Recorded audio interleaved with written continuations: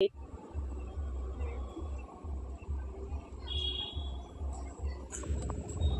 বন্ধুরা, আজকের আবারও তোমাদের সামনে চলে এসেছি নতুন একটা রেসিপি নিয়ে। তো আজকের আমি তোমাদের সামনে নিয়ে চলে এসেছি পাঁপড়ের একটা রেসিপি। আজকের কিন্তু ময়দা দিয়েই কোনো রকম ঝামেলা ছাড়াই তোমাদের পাঁপড় বানিয়ে দেখাবো। তো চলো ভিডিওটা দেখতে থাকো, আশা করবো আজকের ভিডিওটা তোমাদের ভালো লাগবে। আর আজকে যে রোদ্দুর বেরিয়েছে, এই জন্য চিন্তা ভাবনা করলাম আজকে তোমাদের সঙ্গে একটা পাঁপড়ের ভিডিও শেয়ার করি।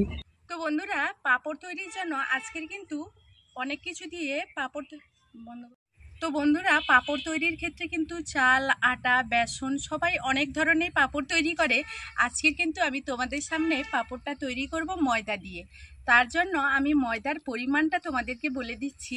তো আমি এরকম বাটি নিয়ে নিয়েছি, এই বাটি মাপ করেই কিন্তু ময়দাটা নিতে হবে। তোমরা যে কোনো পাত্র একটা নিয়ে নেবে, অবশ্যই কিন্তু ময়দা, আটা যাই নাও না কেন একটা পাত্র মেপেই কিন্তু নিতে হবে। আমি এখানে 2 বাটি ময়দা নিয়ে নেব। 2 বাটি ময়দার জন্য আমি এখানে 4 বাটি জল নিয়ে নেব।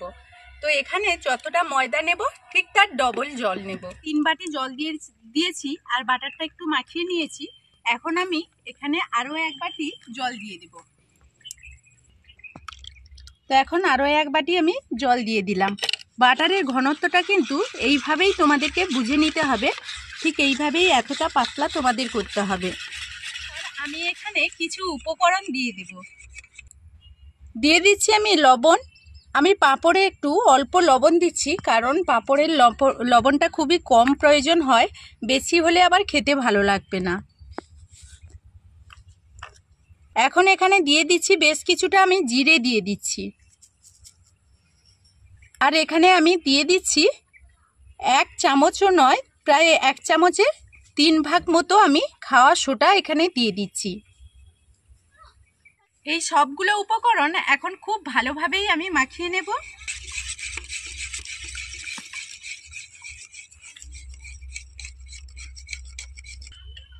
কিন্তু একটু ধনেপাতা দিয়ে দিচ্ছি, তাহলে দেখতেও যত সুন্দর হবে আর খেতেও খুব ভালো লাগবে।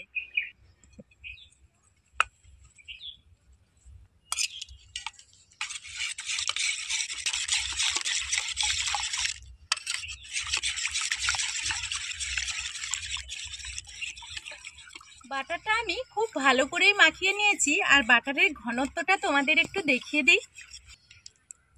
এই যে দেখো বাটারের ঘনত্বটা। আর বাটারটা কিন্তু কোনোভাবেই কিন্তু এর মধ্যে কোনো রকম দানা নেই, আমি খুব ভালোভাবেই মাখিয়ে নিয়েছি। কিন্তু পাঁপড় বানানোর জন্য আমি কিন্তু বড় বড় পাঁপড় বানাবো, তার জন্য এরকম প্লেট নিয়ে নিয়েছি। তোমরা চাইলে কিন্তু ছোট টিফিন কৌটা বা ছোট কোনো প্লেট নিয়েও এই পাঁপড়গুলো করতে পারো।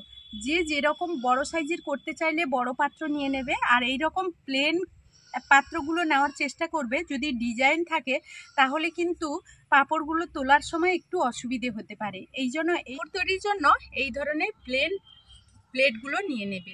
আমি এখানে একটু তেল ব্রাশ করে নিচ্ছি। আর এখানে কিন্তু বেশি করে তেল ব্রাশ করলে হবে না, কারণ কি তেল যদি বেশি করে ব্রাশ করি তাহলে আমরা বাটারটা দেওয়ার পর কিন্তু এতটা মানে লেগে যাবে না, তখন ছেড়ে আসবে, ভালো করে কোট হবে না। তো এইরকম 2-3টে করে আমি কিন্তু প্লেট নিয়ে নেব। এখানে দেখো আমি চামচ দিয়ে কিছুটা বাটার নিয়ে নিচ্ছি।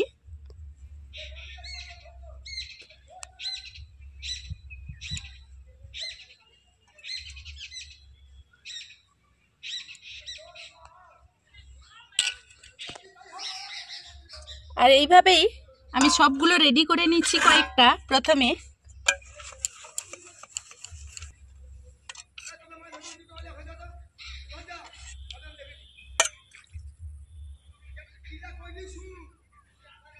তো এইগুলো এখন আমি রেডি করে নিয়েছি 3টে পাত্র, একটা প্লাস্টিকে নিয়েছি।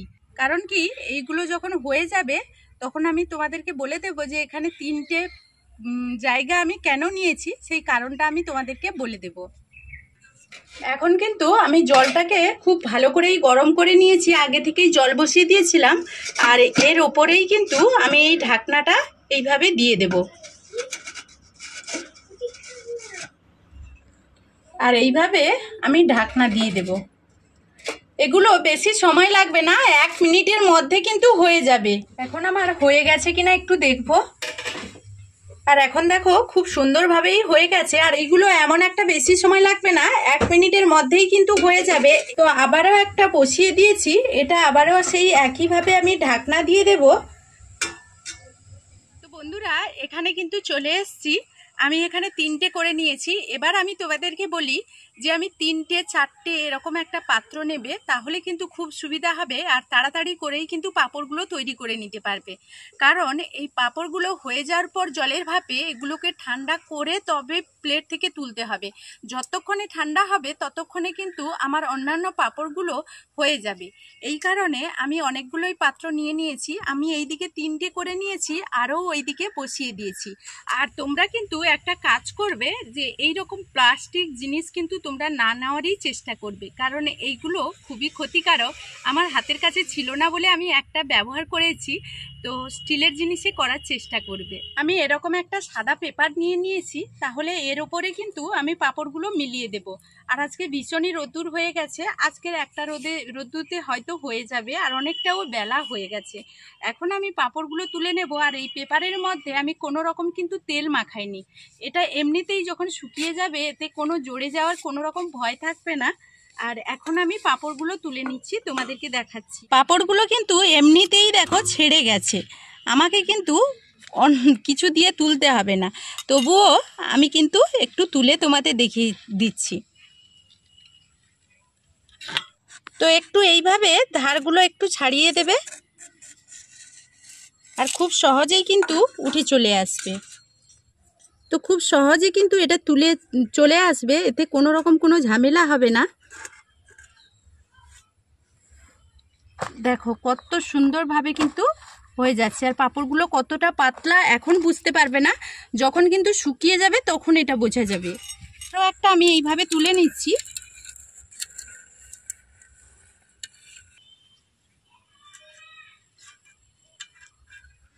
এইভাবে কিন্তু খুব সহজে কিন্তু তুলে নিতে হবে।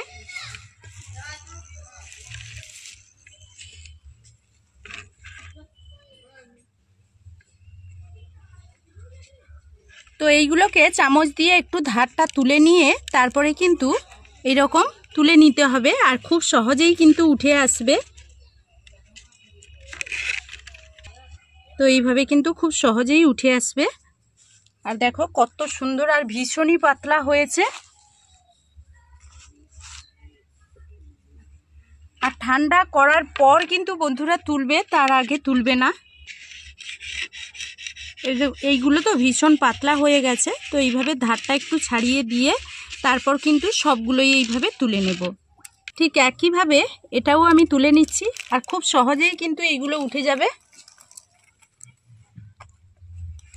আর দেখো আমি কিন্তু এখানে জিরা, চিলি ফ্লেক্স আর এখানে দিয়েছি ধনে পাতা, এইগুলোর জন্য দেখতেও খুব সুন্দর লাগছে। দেখো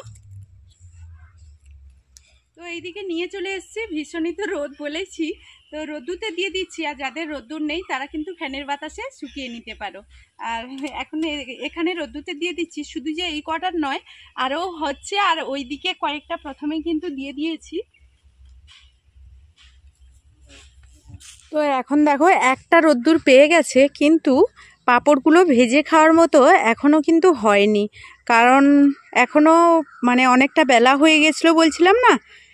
আর এইদিকে দেখো সব আছে, তো এইগুলো বোধহয় পরে পরে উঠে যাবে। এই যে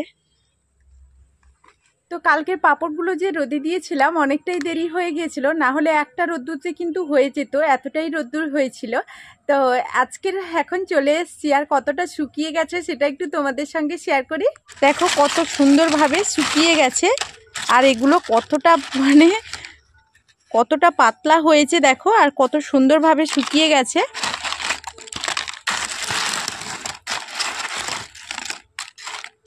তো এখন চলো বাড়ির দিকে নিয়ে যাই।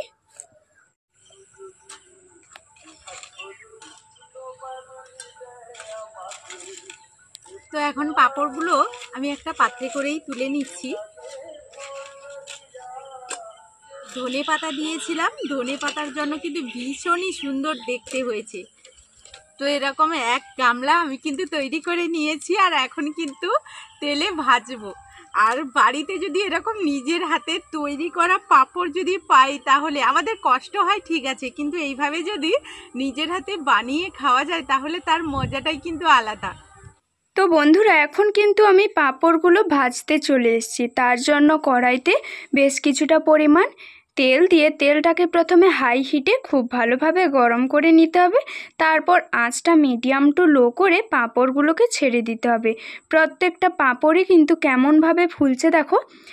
পাঁপড়গুলো কত ছোট ছিল আর তেলে দেওয়ার সঙ্গে সঙ্গে কতটা ফুলকো ফুলকো হয়ে যাচ্ছে, তো নিজের চোখকেই কিন্তু বিশ্বাস করতে পারছি না যে এত সুন্দর পাঁপড় আমি আমার নিজের হাতে নিজের বাড়িতেই তৈরি করে নেব। এই পাঁপড়গুলো আমরা কিন্তু বাজার থেকে কিনে খাই, তাও আবার একটা একটা 10 টাকা দাম দিয়ে। তো সেই 10 টাকা দামের জিনিস আজ আমি বাড়িতেই তৈরি করে ফেললাম, তাও আবার খুব কম খরচে।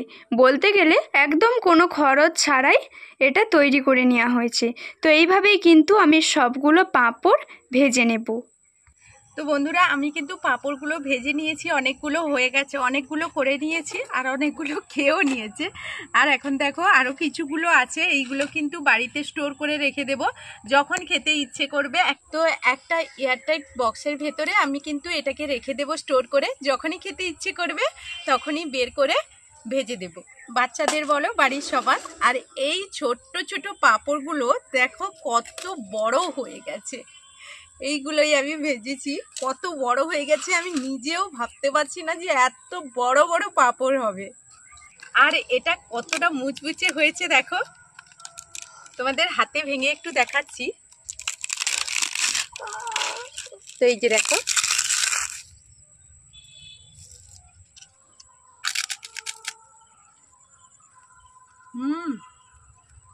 তো বন্ধুরা আমি আজকে যে এত বড় পাঁপড় করেছি, এই একটা পাঁপড় কিন্তু আমাদের বাজার থেকে 10 টাকা দিয়ে কিনে খেতে হয়।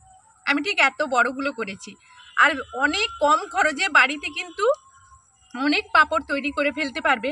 আমি এখানে ময়দাটা প্রায় 150 গ্রাম মতো বা বড় জোর 200 গ্রাম হবে, তো 200 গ্রাম ময়দা দিয়ে আমি এতগুলো পাঁপড় তৈরি করে ফেলেছি। আর বাড়িতে তৈরির জিনিসের যে কতটা স্বাদ সেটা যারা তৈরি করে তারাই বুঝতে পারবে। অসাধারণ হয়েছে, আমি তোমাদের বলে বোঝাতে পারবো না। তো তোমাদের কাছে অনুরোধ থাকলো একদিন হলেও বাড়িতে ট্রাই করবে, তারপর আমাকে কমেন্টের মাধ্যমে জানাবে যে আজকের আমার এই পাঁপড়ের রেসিপিটা কতটা ভালো হয়েছে তোমাদের কাছে। তো বন্ধুরা এখনকার মতো ভিডিও থেকে বিদায় নেব, ফিরে আসবো নতুন কোনো ভিডিও নিয়ে। ততক্ষণ সবাই সবার পরিবারকে নিয়ে ভালো থাকবে, সুস্থ থাকবে।